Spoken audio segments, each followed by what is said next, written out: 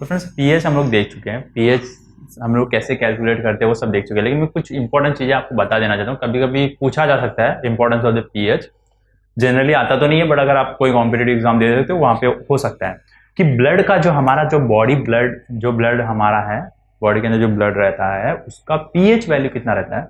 उसका एक अगर पीएच वैल्यू अगर आप देखना जाओगे तो आपको 7.36 टू 7.43 तक का वैल्यू हमारे ब्लड का रहता है, और जो हमारे गैस्ट्रिक जूसेस है उनका वैल्यू हमारा pH 2 तक का रहता है, यानी वो एसिडिक होते हैं गैस्ट्रिक जूसेस जो हमारा फूड को डाइजेशन करने में हेल्प करते हैं। चलो ये सब तो हो गई pH की बातें।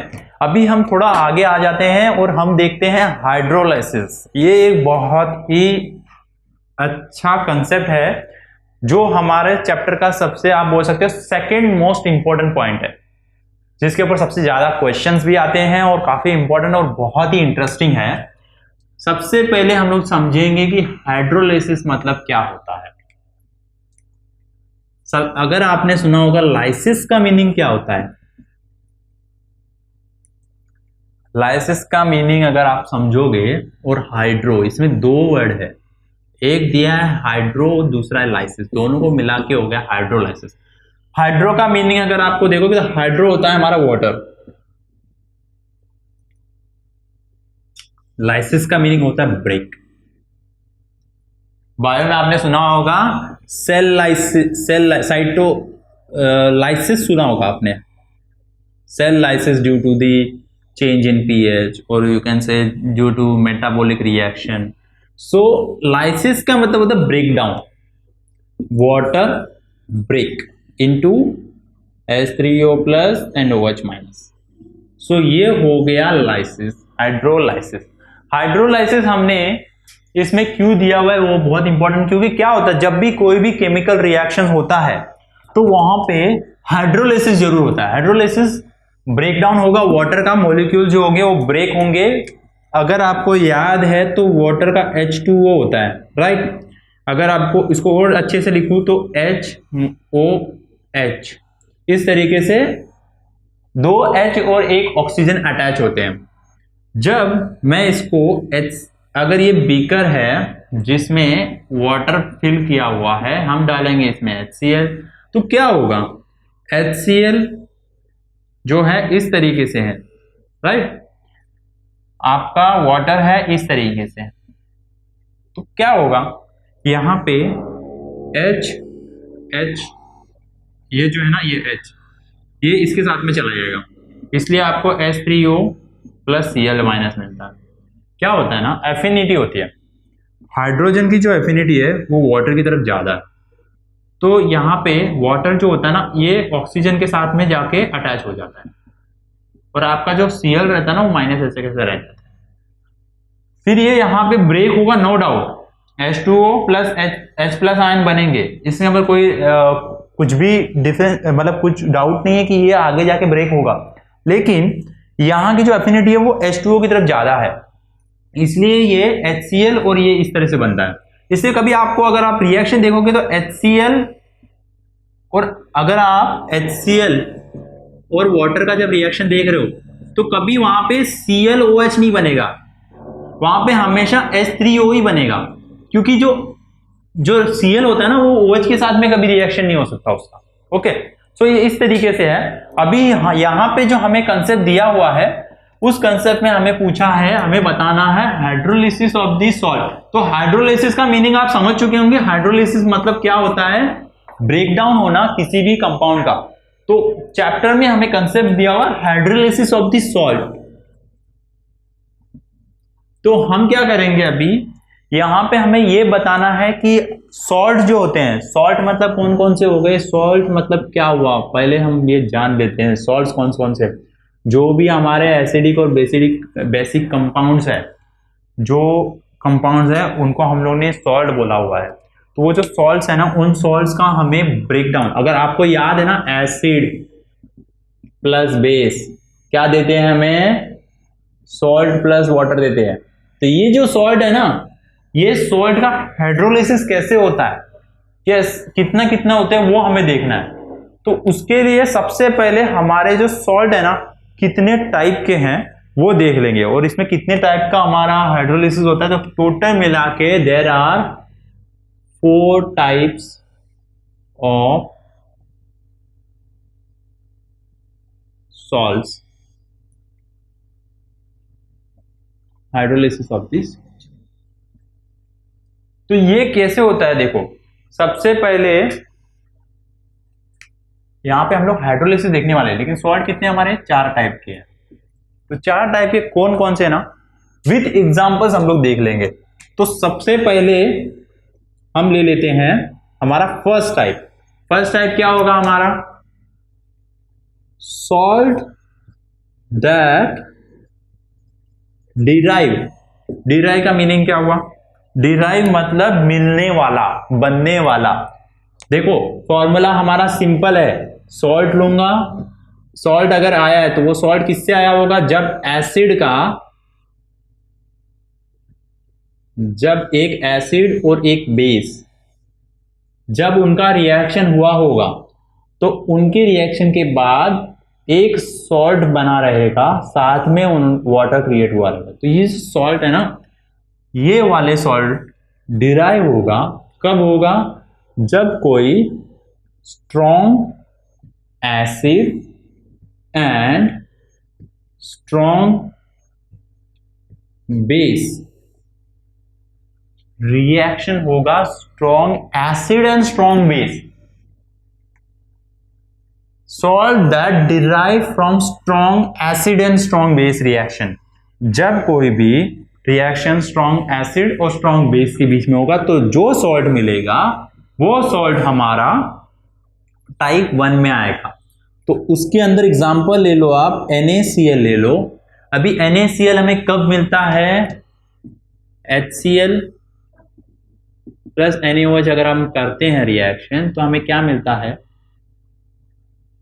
NaCl प्लस H2O मिलता है, सही है। सो यहां पे NaCl एक एग्जांपल हो गया। उसके बाद में दूसरा एग्जांपल आप ले लो Na2SO4, ठीक है। और एक एग्जांपल आपको लिख लो NaNO3 प्लस KCl और कौन सा ले सकते हो आप लोग इसमें, KNO3। देखो ये वो सॉल्ट्स है जब कोई भी स्ट्रॉन्ग एसिड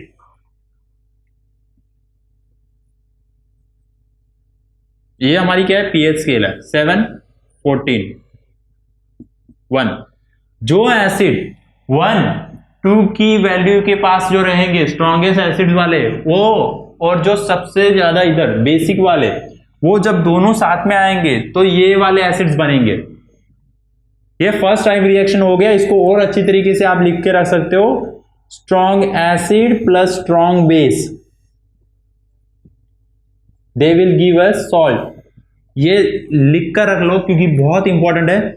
सेकेंड एग्जांपल आप ले लो, उसके अंदर आपको आएगा salt that derive from reaction of strong acid and weak base. तो यहां पे स्ट्रॉन्ग एसिड और वीक बेस का रिएक्शन हम लोग करेंगे। एग्जाम्पल मैं आपको दे देता हूं पहले। अगर ये इसका रिएक्शन कैसे होगा, स्ट्रॉन्ग एसिड वीक बेस, जो सॉल्ट देंगे वो हमारा हो गया सेकेंड टाइप वाला सॉल्ट। और उसके अंदर हमारे एग्जाम्पल लिख लो आप, CuSO4, NH4NO3, CuCl2। सो ये हमारी सेकेंड टाइप हो गया। थर्ड टाइप ले लेते हैं। थर्ड टाइप में हमारा क्या आएगा, सॉल्ट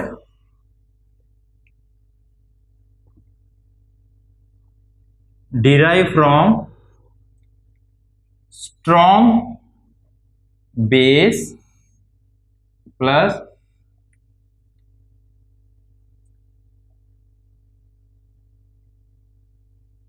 स्ट्रॉन्ग एसिड, ठीक है। यहाँ पे सबसे पहले स्ट्रॉन्ग एसिड स्ट्रॉन्ग बेस का हम लोग एग्जाम, स्ट्रॉन्ग बेस और स्ट्रॉन्ग एसिड हो जाएंगे। देखो हम लोग ने सबसे पहले क्या लिया है, स्ट्रॉन्ग एसिड का रिएक्शन कर लिया, स्ट्रॉन्ग एसिड का लिया, स्ट्रॉन्ग बेस और स्ट्रॉन्ग एसिड का देख चुके, स्ट्रॉन्ग बेस रहेगा यहाँ पे, स्ट्रॉन्ग बेस मतलब दोनों के दोनों हमारे जब दोनों एसिड होंगे, सबसे पहले हम लोगों ने क्या देखा था,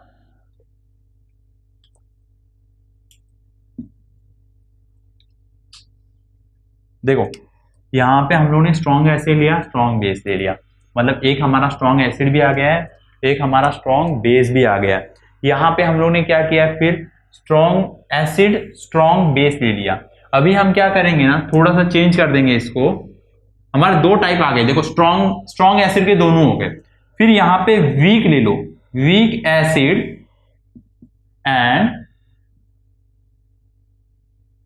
स्ट्रॉन्ग बेस। तो स्ट्रॉन्ग एसिड और वीक एसिड स्ट्रॉन्ग बेस ले लिया, तो इसका फॉर्मूला कैसे आ जाएगा, VWA प्लस SB क्या देगा, सॉल्ट देगा।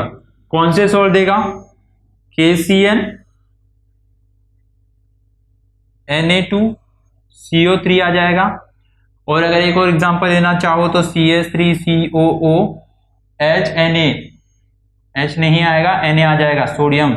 यहाँ पे देखो ये वाला हमारा क्या हो गया, वो सॉल्ट हो गया जो हमें वीक एसिड्स और स्ट्रॉन्ग बेसिस से मिलता है। एक और टाइप हमारी बाकी है जिसमें क्या आएगा, सॉल्ट डेराइव फ्रॉम, किससे मिलने वाला है, week acid and weak base. तो इनसे जो मिलेगा ये हमारा रहेगा WA प्लस WB जो हमारा सॉल्ट बनेंगे। अभी इसमें एग्जांपल आपको याद रखने हैं, CS3COONA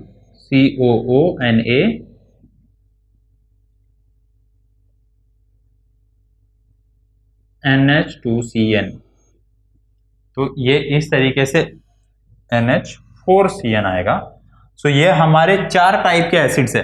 अब मैं आपको बता देता हूं कि इसमें जो है ना, सिर्फ हाइड्रोलाइसिस हमें जो मिलता है ना वो इसमें मिलता है। ये तीन जो टाइप है हमारे, जो थ्री टाइप्स जो है, जिसमें हम लोग स्ट्रॉन्ग एसिड और वीक बेस के साथ में रिएक्ट करते हैं, वीक एसिड और स्ट्रॉन्ग बेस के साथ में करते हैं, और स्ट्रॉन्ग और वीक एसिड्स और वीक बेसिस के अंदर देखते हैं। यहां पे हमें हाइड्रोलिसिस देखने को मिलता है, यहां पे कोई हाइड्रोलिसिस नहीं होता जब दोनों स्ट्रॉन्ग होते हैं, स्ट्रॉन्ग एसिड और स्ट्रॉन्ग बेस होता है, यहां पे कोई हाइड्रोलिसिस नहीं होता। हाइड्रोलिसिस नहीं होता, इसको और अच्छी तरीके से जान लेते हैं। पहले आप ये जो है एक बार अच्छे से ध्यान में रख लें, क्योंकि यहां पे एक क्वेश्चन आता है, explain the types of salts, तो उसमें सॉल्ट में आपको ये एक्सप्लेन करना है। इसके साथ में आपको यहाँ पे ये जो रिएक्शन जो मैंने बीच में लिखे हैं ना, SA और WB, ये आप यहाँ पे बता सकते हो। ये एग्जांपल अगर आप एक्सप्लेन करते हो फुल मार्क्स मिल जाते हैं। तो ये एक बार नोट डाउन करके रख लीजिए।